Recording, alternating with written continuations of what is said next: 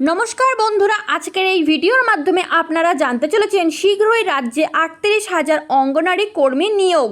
জানুন সম্পূর্ণ বিস্তারিত তথ্য সম্পর্কে। শীঘ্রই রাজ্যে ৩৮,০০০ অঙ্গনারী কর্মী নিয়োগ জানালো কেন্দ্রীয় পর্যবেক্ষক দল। বিগত সরকারের জামানায় নিয়োগ প্রক্রিয়ার দুর্নীতি তো হয়েছেই, তার পাশাপাশি পর্যাপ্ত পরিমাণ কর্মীও নিয়োগ করা হয়নি। তার ফল পোহাতে হচ্ছে বর্তমান সরকারকে। রাজ্যের এমন বহু অঙ্গনারী কেন্দ্র রয়েছে যেখানে পর্যাপ্ত পরিমাণ কর্মী নেই, যার কারণে মা ও শিশুর পুষ্টি বিতরণ প্রক্রিয়ায় তৈরি হচ্ছে বিলম্ব।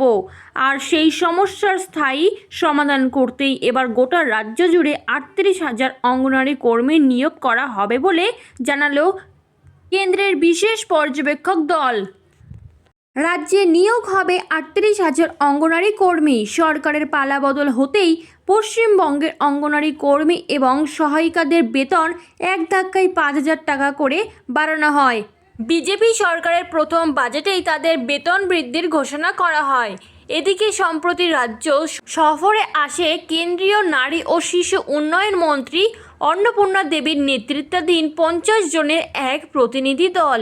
সেখানে আলোচনার মধ্যে উঠে আসে বিগত সরকারের আমলে বিভিন্ন অঙ্গনারী কেন্দ্রগুলিতে পর্যাপ্ত নিয়োগ হয়নি, এমনকি শূন্য পদের সংখ্যা দাঁড়িয়েছে ৩৮,০০০-এ, যার মধ্যে ১৫,০০০ কর্মী এবং ২৩,০০০ হেল্পার। দ্রুত সেই নিয়োগ প্রক্রিয়া সম্পন্ন করার আশ্বাসও দেওয়া হয়েছে।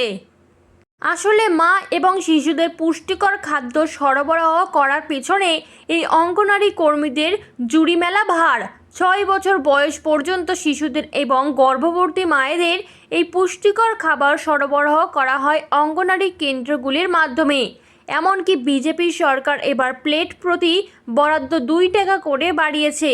তাছাড়া পশ্চিমবঙ্গে রান্না করা খাবার পরিবেশন নিয়ে কেন্দ্রের তরফ থেকে মিলছে প্রশংসা। দেশের মধ্যে প্রথম রাজ্য পশ্চিমবঙ্গ, যেখানে প্রতিদিন আনুমানিক ১,১৯,০০০ অঙ্গনারী কেন্দ্রে রান্না করা খাবার পরিবেশন করা হয়। তবে সব কিছুর মূলে সমস্যার কারণ হয়ে দাঁড়িয়েছে কর্মীর অভাব। তৃণমূল সরকারের আমলে পর্যাপ্ত নিয়োগ হয়নি, সেই কারণেই দীর্ঘদিন ধরে পড়ে থাকা শূন্য পদগুলি দ্রুত পূরণ করার নির্দেশ দিয়েছে কেন্দ্রের প্রতিনিধি দল। এমনকি রাজ্যের নারী ও শিশু কল্যাণ মন্ত্রী মালতী রায় এই বিষয়টি গুরুত্ব দিয়ে দেখবেন বলে আশ্বাস দিয়েছেন। এখন দেখার রাজ্যের তরফ থেকে এই নিয়োগ প্রক্রিয়া কবে শুরু হয়।